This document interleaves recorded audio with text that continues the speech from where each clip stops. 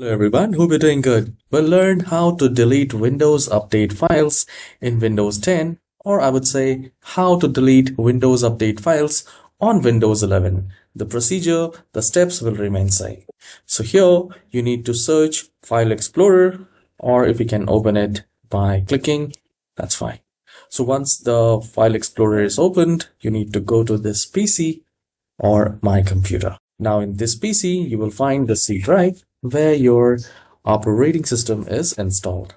So since my operating system is in C drive, so I will click on C drive. Now once you're here, you will find a folder named Windows, and I need to double click on that.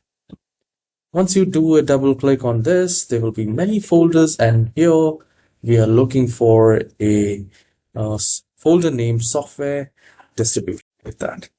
And you just need to do a double click, and here you will find the location, whatever the updates which has been already installed, and you no longer need those files. So you can simply go to downloads and you can remove whatever is there in that download section, because once you download it, once you have successfully installed all the updates, you no longer require these.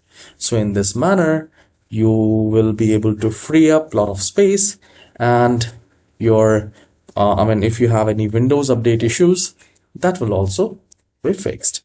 So this is how you can delete Windows update files on Windows 10 and Windows 11.